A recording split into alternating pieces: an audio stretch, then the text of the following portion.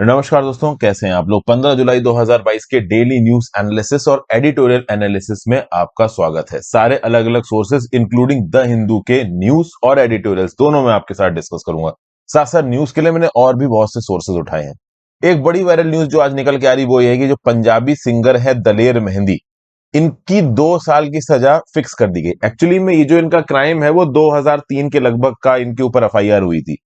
एक इंडिविजुअल से इन्होंने पैसे लिए थे कि अपने ट्रूप का हिस्सा बना के तुमको यूएस कनाडा लेके जाएंगे और वहां पे छोड़ देंगे। तो ओवरऑल ये ह्यूमन ट्रैफिकिंग के चार्जेस के अंदर इनको इल्जाम लगाया गया। उसके बाद ये बेल पे बाहर आ गया। फाइनली अब ये बोला गया है कि नहीं भाई, तुम्हारे ऊपर जो भी चार्जेस लगे थे सही है, तुम्हें अपनी 2 साल की सजा पूरी काटनी पड़ेगी। तो इस मामले को यहाँ पे समझेंगे।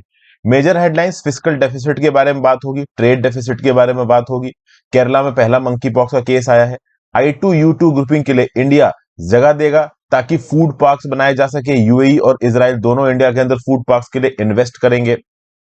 यूएस इजराइल ने मिलकर एक जॉइंट स्टेटमेंट इशू किया है कि हम ईरान के पास किसी भी हाल में न्यूक्लियर वेपन्स नहीं आने देंगे। और सिंगापुर पहुंच गए गोटाबाया राजपक्सा। तो पहले गए मालदीव, फिर सिंगापुर, अब सुनने में आ रहा सऊदी अरेबिया जा रहे हैं। तो भागे भागे फिर रहे इस समय पे श्रीलंका के राष्ट्रपति। फिर आगे जो एडिटोरियल्स, उसमें कौन कौन से एडिटोरियल डिस्कस करेंगे। तो भाई ये पहला वाला एडिटोरियल में डिस्कस नहीं कर रहा हूं, two leaves one leader and party reborn. Basically यहाँ पे एदा कद्दी के पलानास्वामी और पनीर सेल्वम के बीच की लड़ाई हो रखी है। एकदा पद्दी के पलानास्वामी अब एआईएडीएमके के इंटरिम जनरल सेक्रेटरी बन गए हैं। और पनीर सेल्वम को पहले जो इंपॉर्टेंस दी जाती थी पॉलिटिकल पार्टी में, वो अब नहीं मिल रही है। तो पनीर सेल्वम या तो एदा पद्दी के पलानास्वामी के इंफीरियर होकर रहे या पार्टी छोड़ दें। तो एआईएडीएमके के अंदर ये जो इंटरनल राइवलरी चल रही है, इसके बारे में पहले काफी डिस्कस कर चुका हूं, अलग से डिस्कस नहीं कर रहा हूं। ड्राफ्ट डिसेबिलिटी पॉलिसी, हमारे यहाँ पे जो भी डिसेबिलिटी लॉज है ना, उसमें एक कमी है और वो कमी है political empowerment of the disabled people. इसके बारे में बात करेंगे। प्रोटेक्शनिज्म और लिबरलाइजेशन को यहाँ पे कंपेयर किया गया है। एक दो पॉइंट्स देख लेंगे। यहाँ पे वैसे तो बहस चल रही है, वार्तालाप चल रहा है, बट एक दो चलो पॉइंट जो भी समझ में आएंगे हम लोग यहाँ पे देख लेंगे। फिर overall word can't get out, parliament के अंदर जो भी प्रोसीडिंग्स होती हैं उसमें आप पहली बात तो कौन से शब्द इस्तेमाल करोगे और ओवरऑल सही शब्द हैं गलत शब्द हैं, इसकी एक लिस्ट बनाई जा रही है लोकसभा के सेक्रेटेरिएट के द्वारा। दूसरा, कभी कभी क्या होता है कि पार्लियामेंट में जब लड़ाई हो जाती है तो ओवरऑल जो चेयर है वो पार्लियामेंट की जो लाइव प्रोसीडिंग्स है, लाइव टेलीकास्ट है, उसको बंद कर देता है। उसके बाद भी बहुत सारे मेंबर ऑफ पार्लियामेंट क्या करते हैं कि फोन लगा के वीडियो बना लेते हैं और बाद में उनको न्यूज चैनल को दे देते हैं। तो ये पूरा का पूरा प्रोसेस क्या है, इसको समझेंगे। गोटाबाया राजपक्सा बहुत वायरल हो रखे, ये कौन न्यूज इनसे रिलेटेड है। और इंडिया के अंदर ब्रिजिंग द गैप, बेसिकली जो ग्लोबल जेंडर गैप रिपोर्ट आई उस रिस्पेक्ट में वुमेन और मेन के बीच के गैप को लेके यहाँ पे फिर से बातचीत की गई। कल भी करंट अफेयर्स में डिस्कस किया था, आज भी डिस्कस करूंगा। आगे बढ़ने से पहले वीडियो पे लाइक का बटन, चैनल को शेयर और सब्सक्राइब नहीं किया कर लीजिए, इंस्टाग्राम पे फॉलो कर लीजिए, टेलीग्राम ग्रुप ज्वाइन कर लीजिए। इंस्टाग्राम पे आपके साथ जुड़ने की कोशिश करता हूँ, टेलीग्राम ग्रुप पे आपको इस लेक्चर की पीडीएफ प्लस लेक्चर की नोटिफिकेशन दोनों मिल जाएगी।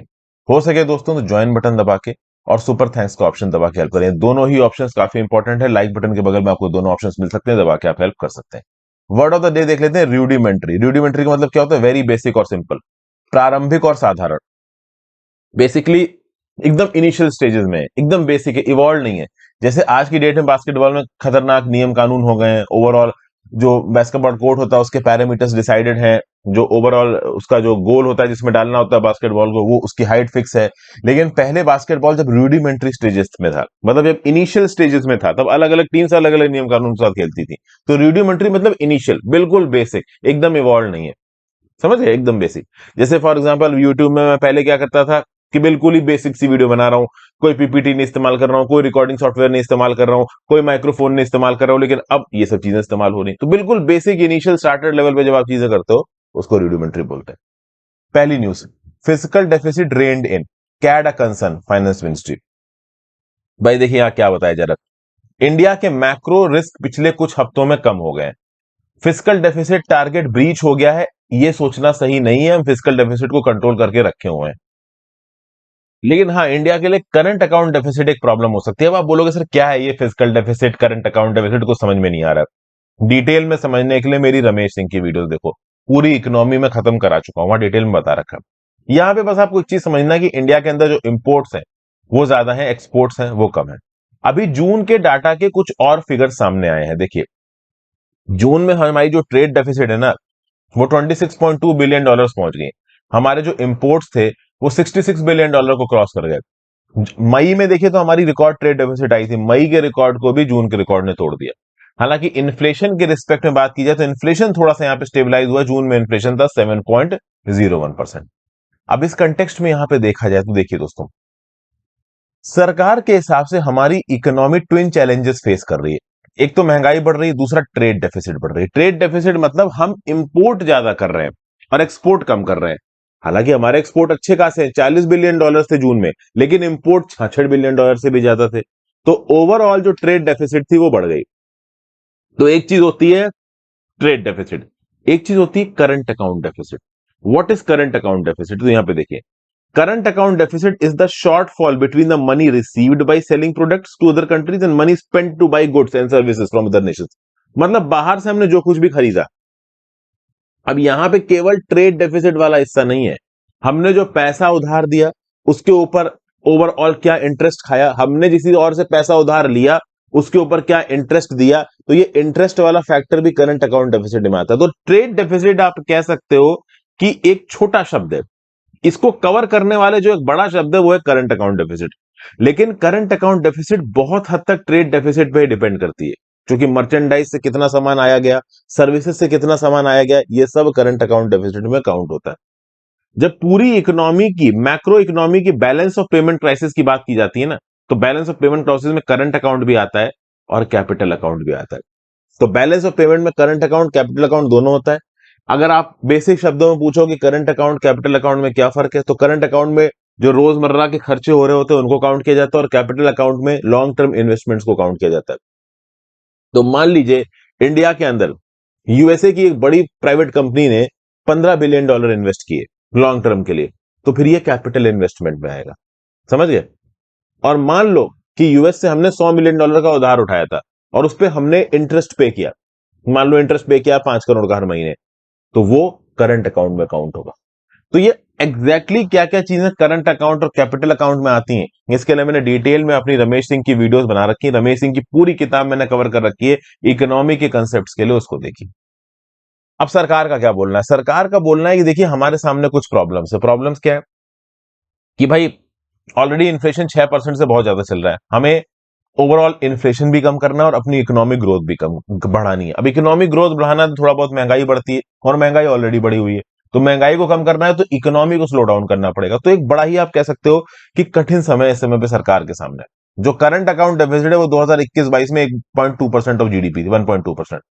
अगर आप देखो तो पैंडेमिक जो ईयर था ना 2020-21 का, उसमें जो हमारी करंट अकाउंट डेफिसिट थी वो 0.9% थी।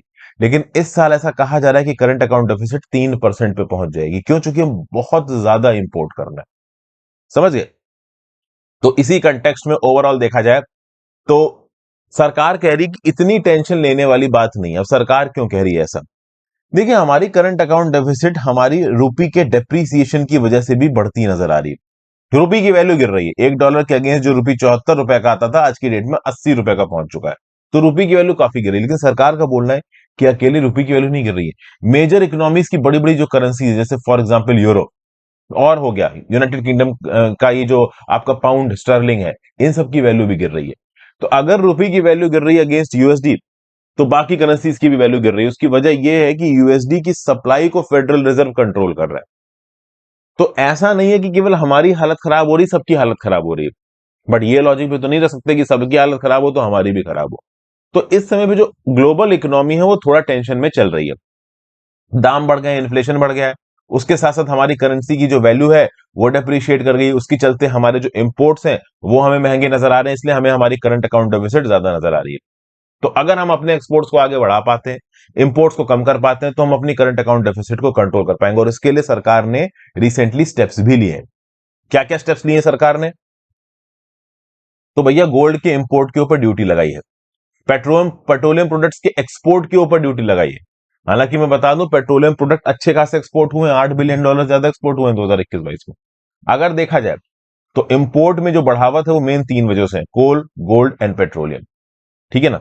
कोल बिका है $6.76 बिलियन का, गोल्ड बिका है $2.7 बिलियन का, पेट्रोलियम इंपोर्ट जो है ना वो $21.3 बिलियन पे पहुंच गए। मतलब हमने $2.7 बिलियन का गोल्ड खरीदा, $6.76 बिलियन का कोल खरीदा और 21.3 बिलियन डॉलर का हमने पेट्रोल खरीदा। ओवरऑल यही तीन चीज हमने मिला के लगभग आप समझ लो 30 बिलियन डॉलर की खरीद गए। और उसके अलावा जो बाकी इंपोर्ट्स हैं वो 38.53 डॉलर के हैं। अब एक्सपोर्ट्स की बात करो तो अकेले हमने पेट्रोलियम प्रोडक्ट्स के जो एक्सपोर्ट है ना वो 28 बिलियन डॉलर के किए हैं। नहीं नहीं, ये एक्चुअली एक्सपोर्ट डाटा है। 28 बिलियन डॉलर के हमने एक्सपोर्ट किए हैं, जिसमें आप कह लो कि पेट्रोलियम और जेम्स और ज्वेलरी इन्वॉल्व नहीं है। समझिए बात को, फिर से बताता हूं। अगर आप पेट्रोलियम हटा दो, जेम्स एंड ज्वेलरी हटा दो, तो इंडिया के अंदर जो इंपोर्ट थे जून में वो 38.53 बिलियन डॉलर थे, जो एक्सपोर्ट थे वो 28 बिलियन डॉलर थे। अब इंजीनियरिंग गुड्स, ड्रग्स और फार्मास्यूटिकल्स, इंजीनियरिंग गुड्स में जो एक्सपोर्ट है जून में 3% बढ़े हैं, ड्रग्स एंड फार्मास्यूटिकल के एक्सपोर्ट जून में 4.8% बढ़े। ओवरऑल देखा जाए तो पेट्रोलियम एक्सपोर्ट्स 119% बढ़े, 8.6 बिलियन डॉलर। जून में अकेले हमने पेट्रोलियम प्रोडक्ट्स का एक्सपोर्ट 8.6 बिलियन डॉलर कर दिया। तो हमारा तो एक्सपोर्ट बढ़ रहा है ना, तो हम एक्सपोर्ट रोक क्यों रहे हैं? उसकी वजह दोस्तों ये है कि देखिए, ये जो पेट्रोलियम प्रोडक्ट्स है, अगर ये इंडिया के अंदर रहेंगे तो इंडिया के लोकल मार्केट में इस्तेमाल होंगे। इन पेट्रोलियम प्रोडक्ट्स को एक्सपोर्ट करने के बनाने के लिए ही तो हम इंपोर्ट कर रहे थे क्रूड ऑयल, और रिलायंस जैसा कंपनी तो खतरनाक प्रॉफिट कमा रही है इससे। इसीलिए पेट्रोलियम प्रोडक्ट्स के एक्सपोर्ट पे यहां पे एक्सपोर्ट ड्यूटी लगाई सरकार ने, ताकि पेट्रोलियम हमारे देश के अंदर, पेट्रोलियम प्रोडक्ट्स का जो क्वांटिटी है हमारे देश के अंदर बढ़े, प्राइसेस स्टेबलाइज हो, उसको डोमेस्टिक मार्केट में यूटिलाइज किया जाए, ना कि हम बाहर एक्सपोर्ट कर दें। समझ गए? 2022-23 के पहले क्वार्टर में जितना हमने एक्सपोर्ट किया है वो है 118.96 बिलियन डॉलर, और जितना हमने इंपोर्ट किया है वो है 189.76 बिलियन डॉलर। पहले क्वार्टर की ट्रेड डेफिसिट 17.8 बिलियन डॉलर से।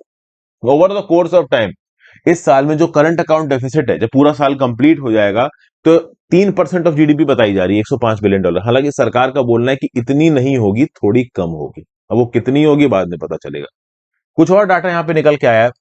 जो मर्चेंडाइज ट्रेड डेफिसिट है जून में वो है 26.18 बिलियन डॉलर। पहले एक्सपेक्ट किया जा रहा था कि 25.63 है, लेकिन नहीं, 26.18 है। हमने गुड्स एक्सपोर्ट किए हैं 2021-22 में 40.1 बिलियन डॉलर के, और हमने इंपोर्ट किए हैं 66.3 बिलियन डॉलर के। तो जो ओवरऑल यहाँ पे ट्रेड डेफिसिट निकल के आ रही है वो 26.18 बिलियन डॉलर निकल के आ रही है।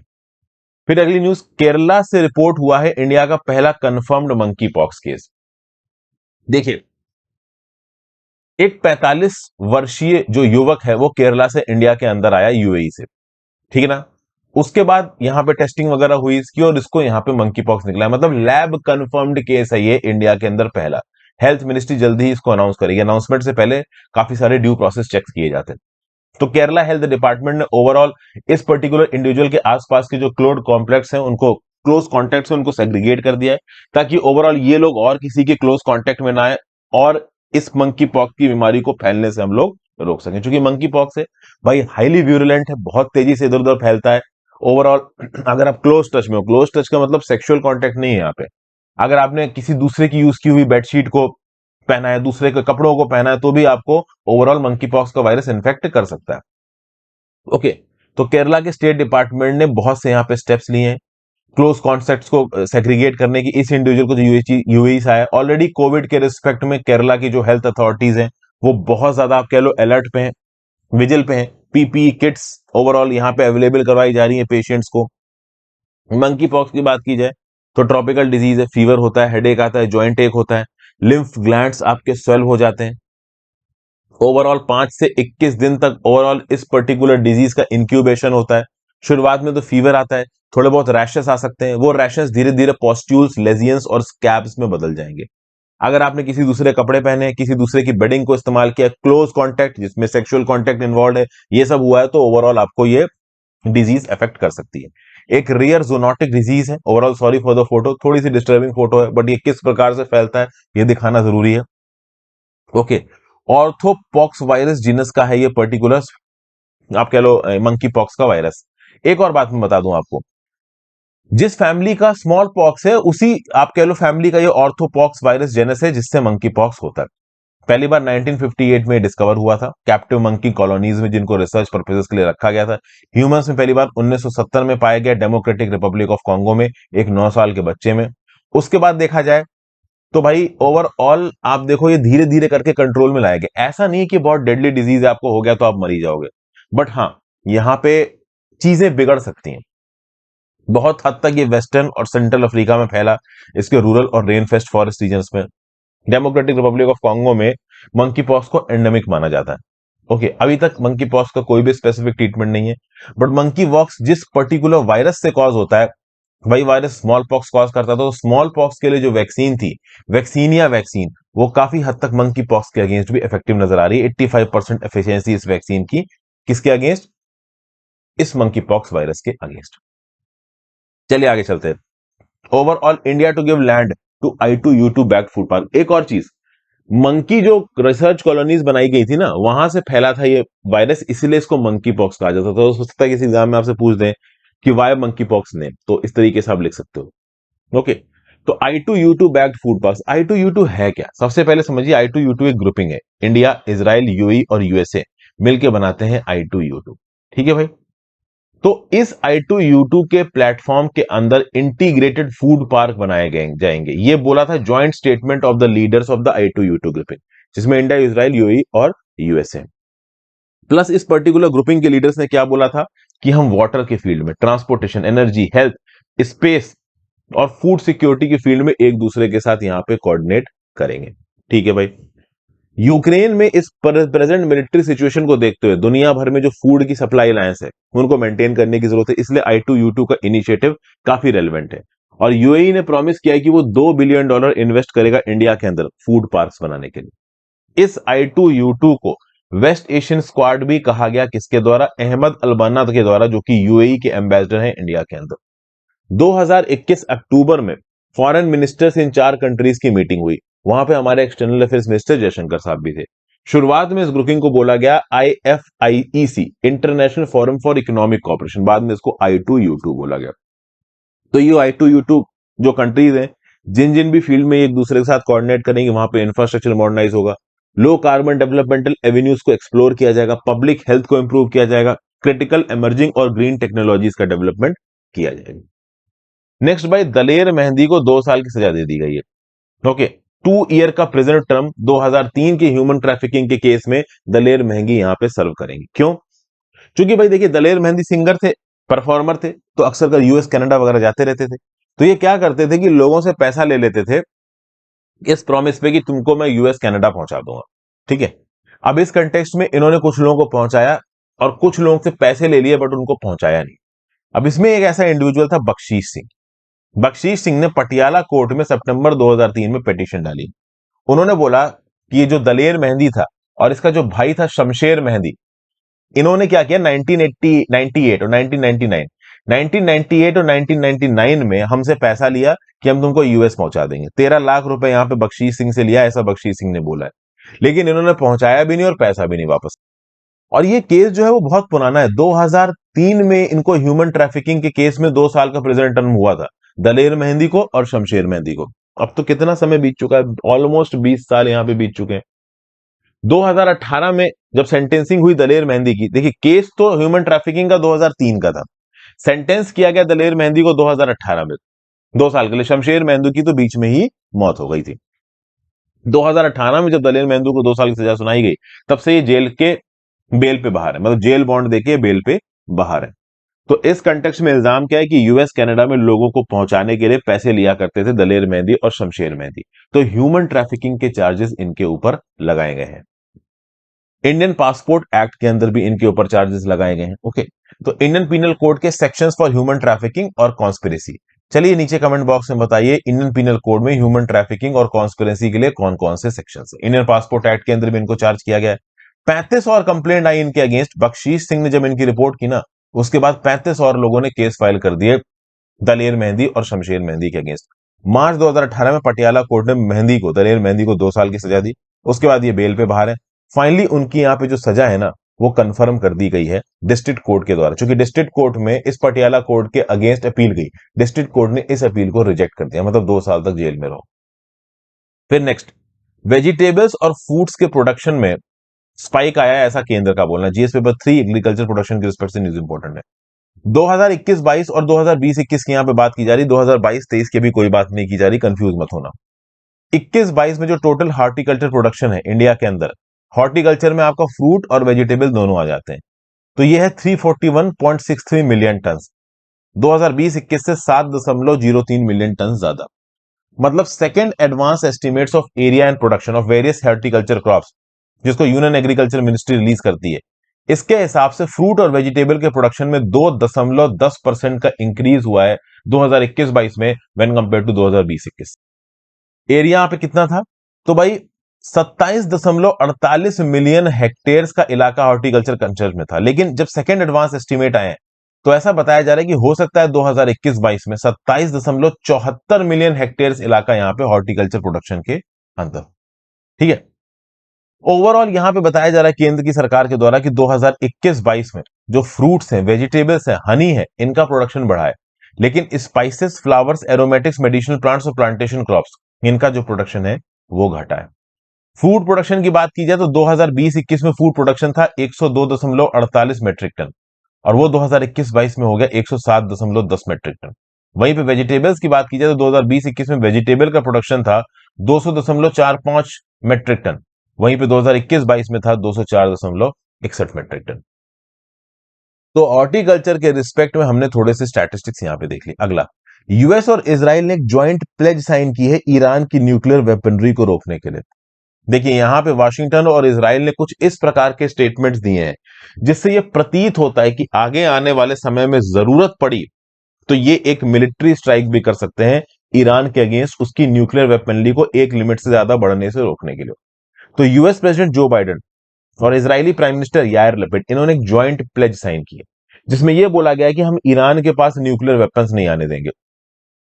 ओवरऑल देखा जाए तो इस प्लेज को जेरूसलम डिक्लेरेशन का एक पार्ट बताया जा रहा है। बाइडेन आप कह लो प्रेसिडेंट बनने के बाद पहली बार इजराइल के विजिट पे गए हैं और उन्होंने ये बोला है कि अगर हमारी मजबूरी हुई तो as a last resort, as a last practice, हमारे पास कोई भी ऑप्शन नहीं बचा तो हम ईरान के अगेंस्ट फोर्स का इस्तेमाल कर सकते हैं। ठीक है, ये हो सकता है, मतलब एक क्रेडिबल मिलिट्री थ्रेट की यहां पे एक आप कह सकते हो गुहार लगाई जा रही है यूएस और इजराइल के द्वारा।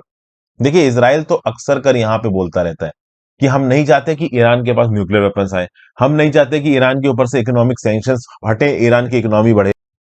मतलब एक प्रकार से ईरान का परमानेंट दुश्मन बना हुआ है इजराइल। मैंने पहले भी एक एडिटोरियल में डिस्कस करते हुए आपको बताया था कि एक समय था जब इजराइल न्यूक्लियर मिसाइल्स दे रहा था ईरान को, जब रेजा शाह पहलवी का राज था। फिर इस्लामिक रेवोल्यूशन आ गया, थियोक्रेटिक लीडरशिप आ गई और ओवरऑल पूरा का पूरा रायता फैल गया। तो ईरान एक दुश्मन बन गया किसके लिए? सऊदी अरेबिया के लिए, यूएई के लिए, आपका इजराइल के लिए, यूएस के।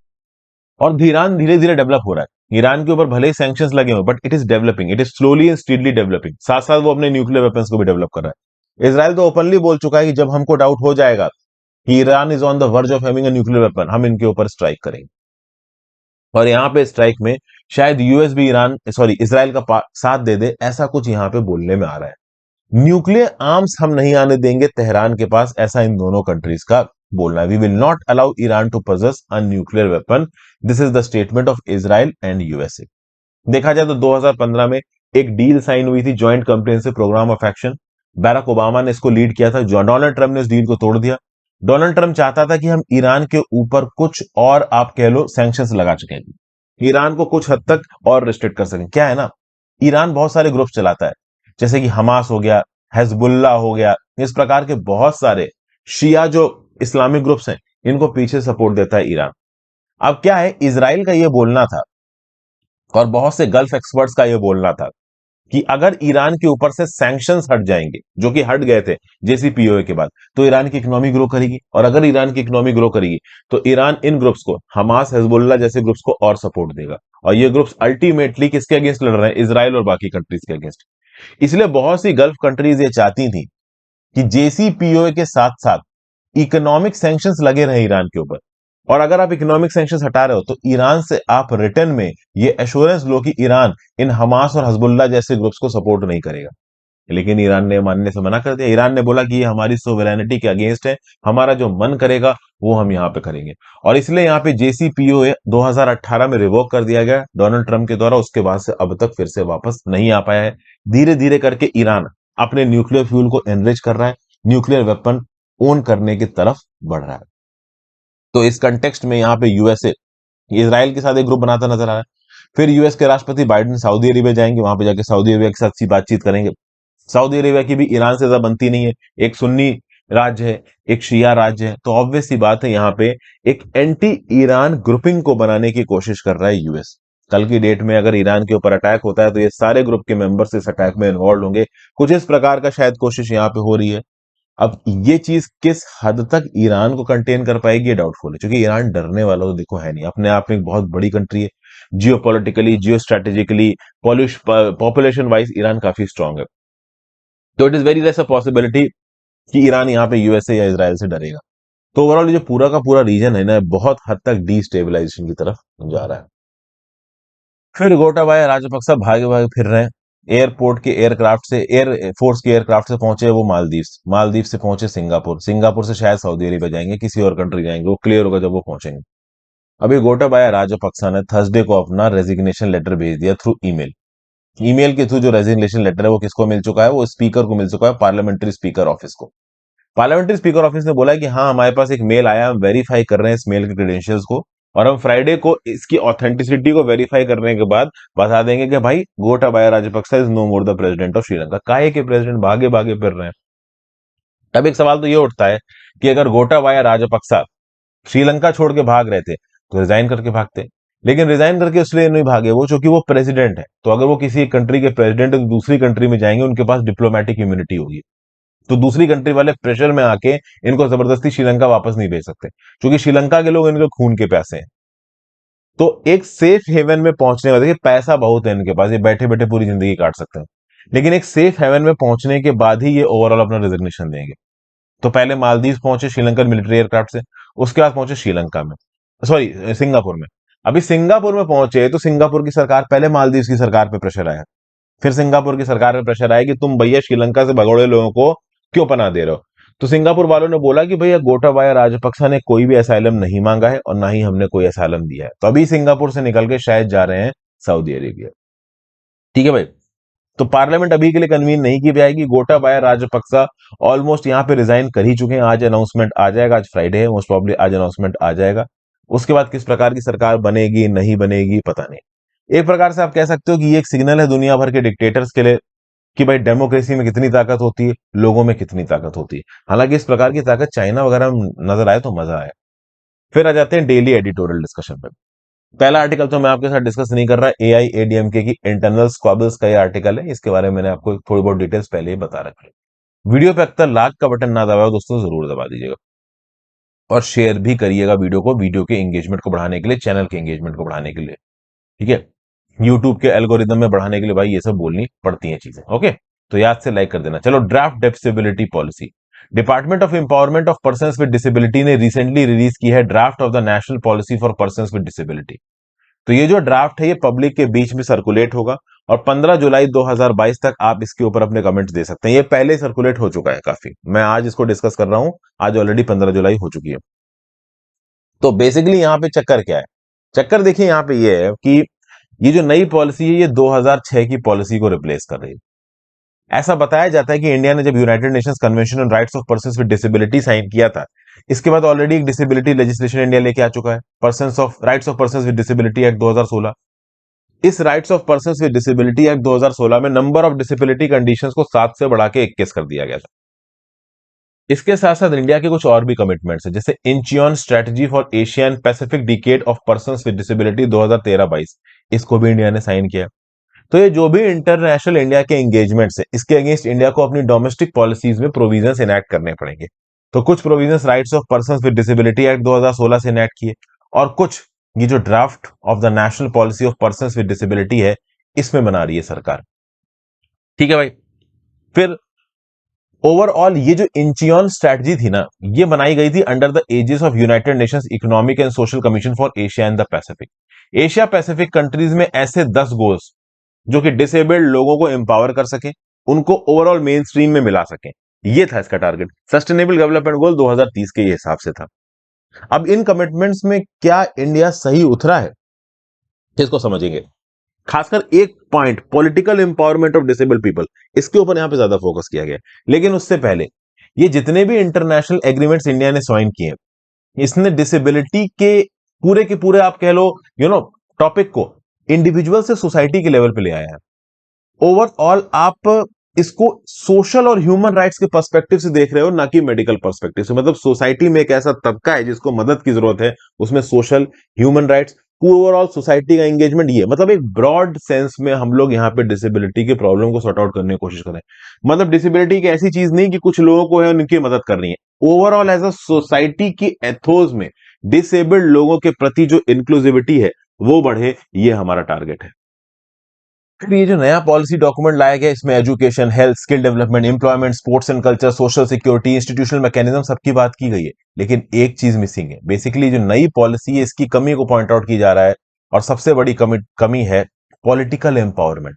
Article 29 of the convention of rights of person and disability की बात करें तो ये जो स्टेट पार्टीज है, जो सरकार है, इनके ऊपर एक मैंडेटरी कंडीशन डालती है कि जो डिसेबल्ड लोग हैं, आप इस बात को इंश्योर करो कि वो पॉलिटिकली पार्टिसिपेट कर सके, पब्लिक लाइफ में वो दूसरों के साथ इक्वल बेसिस पे ट्रीट किए जाएं, फ्रीली चूज एंड रिप्रेजेंटेटिव्स वो अपने खुद के चुने, और अगर हो सके तो वो पॉलिटिकल एक्टिविटी में भी अपने आप को इन्वॉल्व कर सकें, पॉलिटिकल प्रोसेस में इन्वॉल्व कर सकें, लेजिस्लेटर बन सकें, वार्ड मेंबर बन सकें, member of legislative assembly, member of parliament बन सके।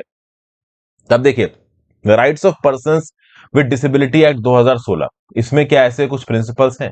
तो भाई देखिए, the anti-discrimination commitment under this act recognizes the political domain wherein disabled people should be allowed to realize their human rights and fundamental freedoms. भाई basically देखिए, persons with disability act 2016 में obvious सी बात है पॉलिटिकल एम्पावरमेंट की बात की गई है। पॉलिसी वाले डॉक्यूमेंट में ये चीज कमी है। पॉलिसी वाले डॉक्यूमेंट में भी political participation of disabled people होना चाहिए। ये पॉलिटिकल पार्टिसिपेशन कैसे होगा अलग अलग लेवल्स पे? तो देखिए, वोटिंग प्रोसेस में इन पर्टिकुलर लोगों के लिए कोई इनएक्सेसिबिलिटी नहीं होनी चाहिए। आज की डेट में जब भी वोटिंग होती है तो दुनिया में जहां पे भी वोटिंग बूथ्स हैं इंडिया के अंदर, वो वोटिंग बूथ्स पूरी तरीके से डिसेबल्ड लोगों के लिए एक्सेसिबल नहीं है। बहुत सारे वोटिंग बूथ्स में आपकी व्हील चेयर्स नहीं है, बहुत सारी वोटिंग बूथ्स में ब्रेले इनेबल्ड वोटिंग मशीन्स नहीं है। ये ब्रेले इनेबल्ड वोटिंग मशीन्स मतलब कि जो ब्लाइंड लोग हैं ओवरऑल इस ब्रेले लैंग्वेज को रीड करके अपना वोट डाल सकते हैं। इस प्रकार की सुविधाओं की कमी है इन डिसेबल्ड लोगों के पास। समझ गया? Section 11 of the rights of persons with disability act क्या बोलता है कि the election commission of India and state election commission shall ensure that all polling stations are accessible to persons with disability and all materials related to electoral process are easily understandable. मतलब जब भी overall voting हो रही हो, elections हो रहे हो, तो वहां पे इन डिसेबल्ड लोगों के लिए ओवरऑल व्हील चेयर वगैरह होनी चाहिए, सारी सुविधाएं होनी चाहिए। मतलब ये जब किसी एक वोटिंग स्टेशन पर पहुंचे आराम से बिना किसी परेशानी का अपना वोट डाल सके, इनको कोई प्रॉब्लम ना हो। बट प्रॉब्लम होती है, जैसा कि मैंने बताया कि पोलिंग बूथ्स में ना व्हील चेयर है, ना Braille enabled electronic voting machine है। तो बस नियम कानून में इंक्लूड कर दिया गया है कि हाँ भाई डिसेबल्ड लोगों के लिए एक्सेसिबिलिटी होनी चाहिए, बट एक्चुअली में ग्राउंड लेवल की एक्सेसिबिलिटी है, ये हम देख पा रहे हैं कि बहुत से पॉकेट्स में नहीं है। ठीक है ना? अलग इलेक्शन कमीशन ऑफ इंडिया जब भी ओवरऑल वोटिंग कराता है तो कोशिश करता है कि पर्सन्स विद डिसेबिलिटी को इंक्लूड किया जाए, बट ये जो कोशिश है ऑर्गेनाइज तरीके से नहीं होती। उसकी पता है मेन वजह क्या है? मेन वजह यह है कि जो पॉलिटिकल पार्टीज है ये अभी भी इन डिसेबल्ड लोगों को टारगेट नहीं कर रही है। क्या होता है कि पॉलिटिकल पार्टीज का टारगेट क्या होता है कि भाई कास्ट वाइज, धर्म वाइज लोगों को पटाओ ताकि इनको वोट मिल जाए और हम जीत जाए। अगर डिसेबल्ड लोगों को भी यहां पे ओवरऑल एक पोटेंशियल वोटर बोस की तरह देखेंगे ना पॉलिटिकल पार्टी, तो उनके लिए काम करेंगी।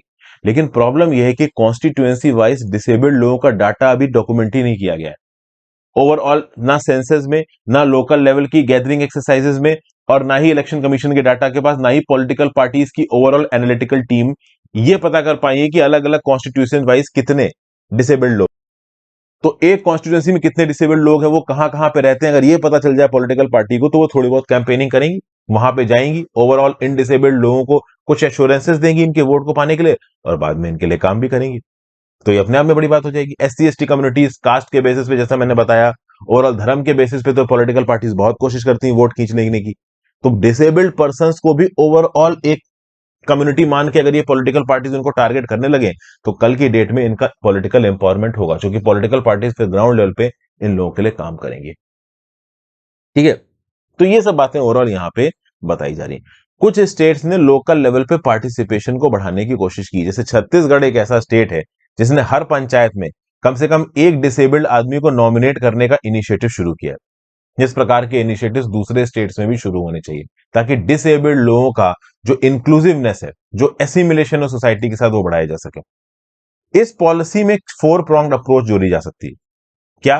Building the capacity of disabled peoples organisation and empowering their members through training in electoral system, government structure and basic organisation and advocacy skills. Basically disabled people के ऑर्गेनाइजेशन को आप आगे बढ़ाइए, उनको एम्पावर करिए, उनके मेंबर्स को एम्पावर करिए, ताकि वो डिसेबल्ड लोगों को इलेक्टोरल सिस्टम, गवर्नमेंट स्ट्रक्चर के बारे में समझा सकें। फिर द क्रिएशन अमेंडमेंट और removal of legal and regulatory frameworks by law makers and election bodies to encourage the political participation of the disabled. मतलब लीगल और रेगुलेटरी फ्रेमवर्क जो भी है लॉ मेकर्स के द्वारा, उनमें आप कुछ इस प्रकार का अमेंडमेंट करो, कुछ इस प्रकार के चेंजेस लेके आओ, ताकि डिसेबल्ड लोगों का जो पॉलिटिकल पार्टिसिपेशन है वो बढ़े। फिर सिविल सोसाइटीज का इंक्लूजन हो to conduct domestic election observation और वोटर एजुकेशन कैंपेन्स। तो भैया डोमेस्टिक इलेक्शन ऑब्जर्वेशन हो, वोटर को एजुकेट करने वाले कैंपेन्स चलाए जाएं, इससे ओवरऑल डिसेबल्ड लोगों का जो पॉलिटिकल कॉन्शियसनेस है वो बढ़ेगी।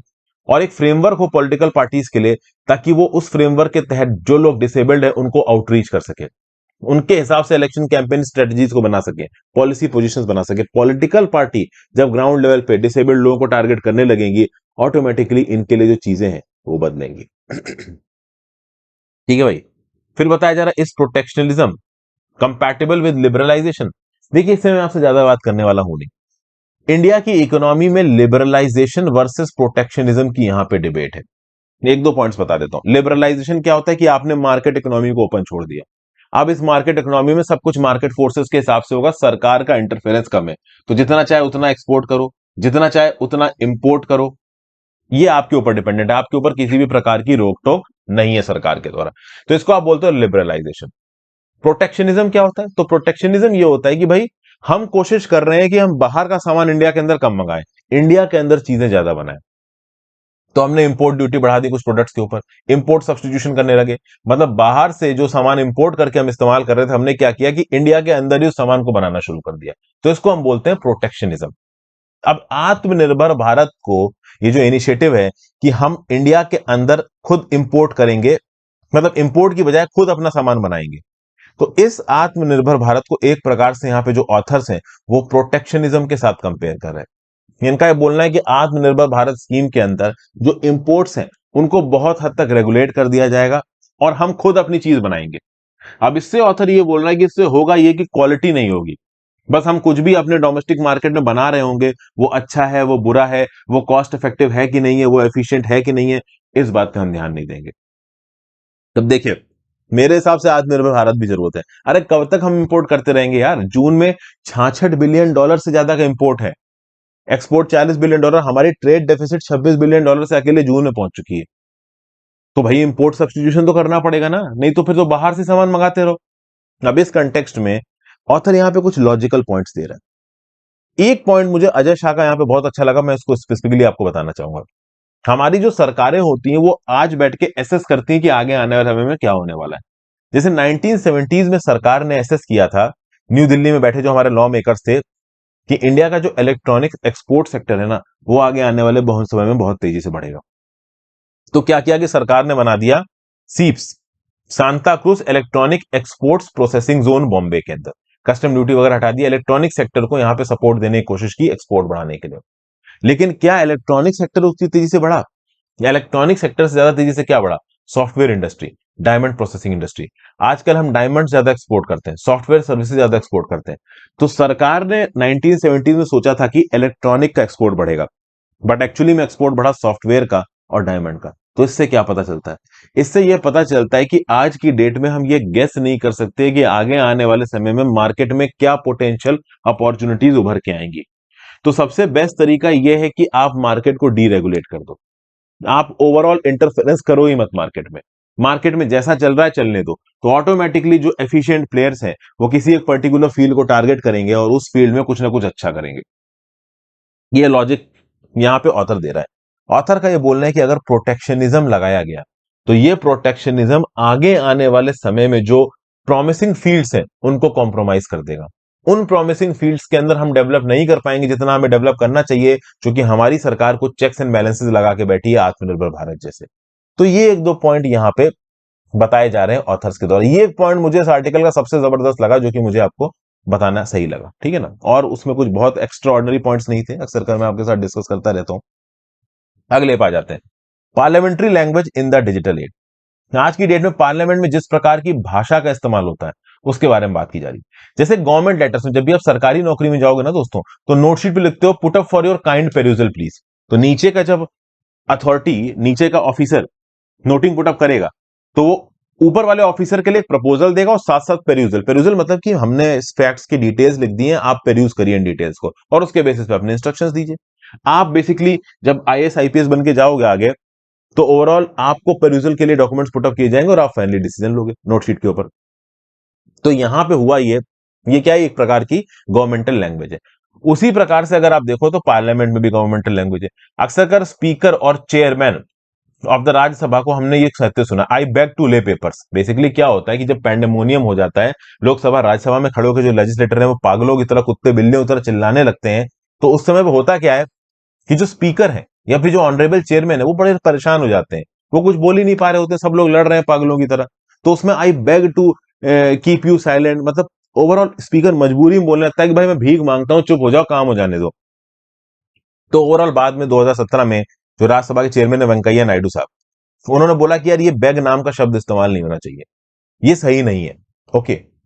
फिर आज की डेट में अगर आप देखो तो लोकसभा के सेक्रेटेरिएट ने 151 शब्दों की एक लिस्ट बनाई है जिनको एक्सपंज कर देना चाहिए, जिनको इस्तेमाल नहीं करना चाहिए। देखिए, दुनिया भर की पार्लियामेंट्स में 2021 में और 2020 में कुछ ऐसे वर्ड्स आइडेंटिफाई किए गए जिनको एक्सपंज कर दिया गया पार्लियामेंट्री प्रोसीडिंग से, मतलब अब पार्लियामेंटेरियंस को इन शब्दों का इस्तेमाल नहीं करना है।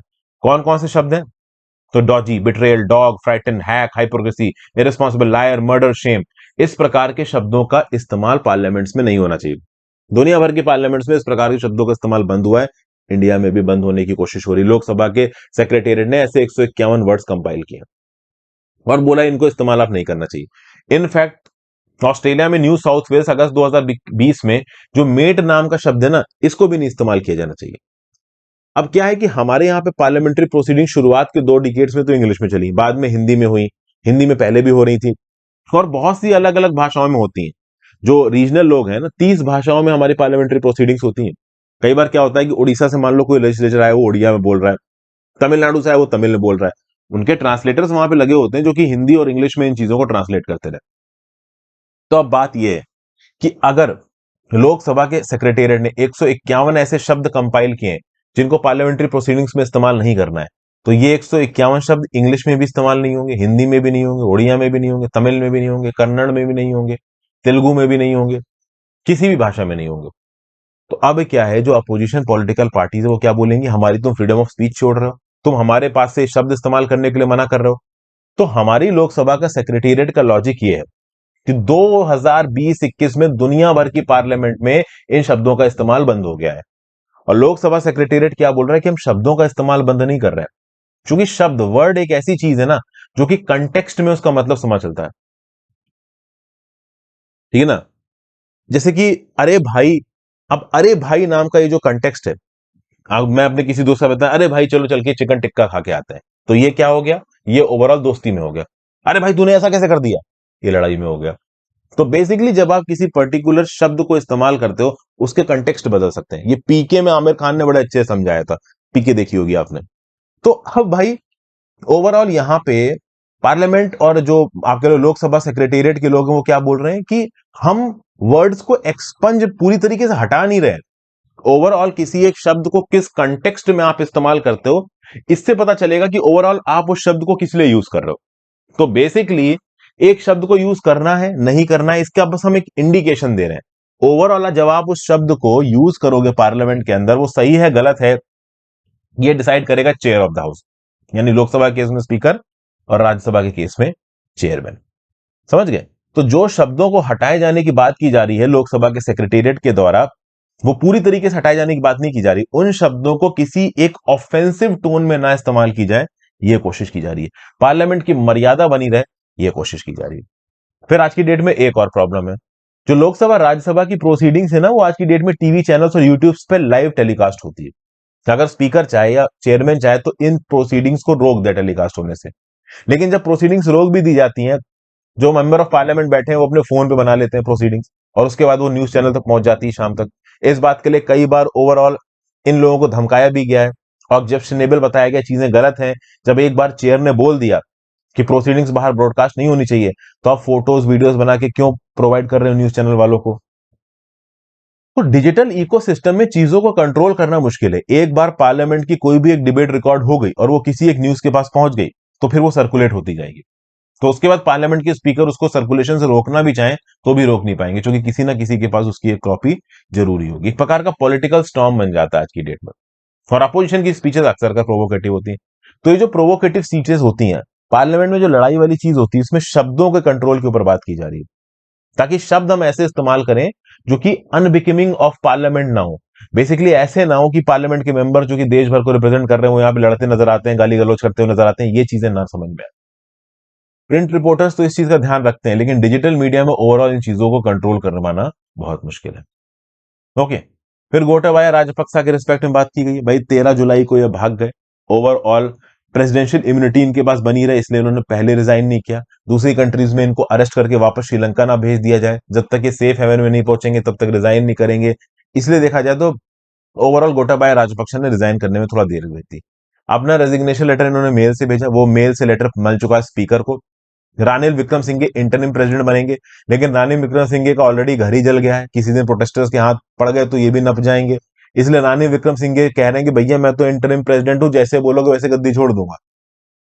तो बेसिकली यहां पे एक और ऑर्डर इशू किया गया रानिल विक्रमसिंघे के द्वारा कि जो प्रोटेस्टर्स है इनको कंट्रोल करना पाओ तो कंट्रोल करो। अभी देखिए, मिलिट्री का कन्फ्रंट्रेशन विद प्रोटेस्टर्स वो यहां पे सही नहीं है, ठीक है ना।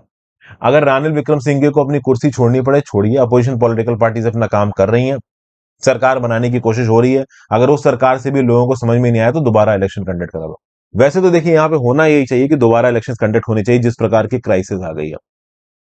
तो ये जो क्राइसिस है ये ओवरऑल दिखा रही है श्रीलंका के लोगों की मजबूरी को, और ये पावर हंग्री पॉलिटिशियंस को और ऑथोरिटेरियन लीडर्स के लिए एक लेसन है कि भाई देख लो, अगर लोगों की बात नहीं मानोगे, लोगों के हिसाब से नहीं चलोगे, लोगों की परेशानियों को नहीं समझोगे, तो कभी ना कभी तुम्हारे साथ भी ऐसा हो सकता है।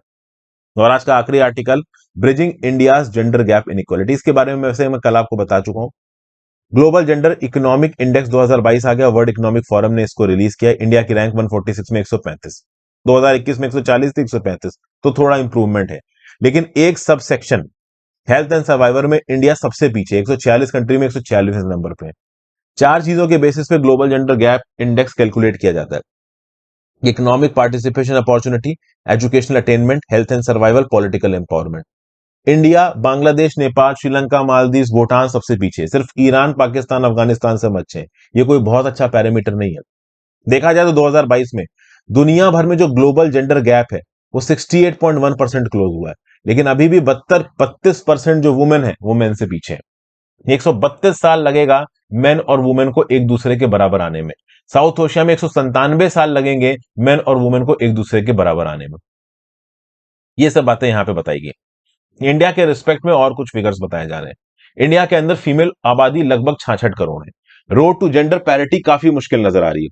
पैंडेमिक ईयर्स के बाद जो इंडिकेटर्स हैं हमारी फीमेल्स के लिए वो कोई बहुत अच्छे नहीं है। 50%, 57% वुमेन इंडिया के अंदर NFHS 5 के डाटा के हिसाब से एनीमिक है, उनके खून में आयरन की कमी है। 2015-16 में 53% था, 2019-21 में 57% हो चुका है। कुछ इंप्रूवमेंट्स भी हैं, जैसे 88.7% मैरिड वुमेन की हाउस होल्ड डिसीजन में डिसीजन लेती हैं। लेकिन अगर आप देखो तो 15 से 49 साल की केवल 25.4% वुमेन को पिछले 12 महीनों में कैश में पेमेंट मिली है। तो ओवरऑल अगर आप देखो तो वुमेन काम कर रही है, डिसीजन ले रही है, बट पैसा कमाने की उनकी कैपेबिलिटी जो है वो थोड़ी कम होती है, यहां पे नजर आ रही है। वुमेन्स के बैंक और सेविंग अकाउंट की बात की जाए तो भाई इंक्रीज हुआ है। ओवरऑल प्रधानमंत्री जनधन योजना के अंदर जो भी बैंक अकाउंट खुले हैं वुमेन के, वो इंक्रीज कर रही है। लेकिन कुछ खराब इंडिकेटर्स भी, जैसे कि centre for monitoring Indian economy के डाटा के हिसाब से 2016-17 में 15% वुमेन इंप्लॉयड थी या जॉब्स ढूंढ रही थी, लेकिन 2021-22 में केवल 9.2% वुमेन ऐसी हैं जो इंप्लॉयड है या जॉब ढूंढ रही हैं। तो बेसिकली वुमेन का participation rate in labour force ये कम होता नजर आ रहा है। इसको हम कैसे रिजॉल्व कर सकते हैं? तो वुमेन लीडरशिप कंडीशन में पहुंचे, जॉब्स और रिसोर्सेज का एक्सेस इनको मिले, टोकेनिज्म की बजाय एक्चुअली में सरकार इकोनॉमिक और सोशल बैरियर्स को हटा के वुमेन की मदद करने की कोशिश करो। इसके लिए सोसाइटल माइंडसेट का बदलना बहुत जरूरी है। जब तक ये पेट्रियार्कल और मेल शॉविनिस्टिक माइंडसेट चलेगा लोगों के दिमाग में, तब तक वुमेन आगे नहीं बढ़ पाएंगे। तो ये था एनालिसिस दोस्तों एडिटोरियल का। आई होप आपको मजा आया। वीडियो को लाइक और शेयर कर दीजिएगा, इंस्टाग्राम पे फॉलो कर लीजिएगा, टेलीग्राम ग्रुप ज्वाइन कर लीजिएगा, ज्यादा से ज्यादा लोग साथ लेक्चर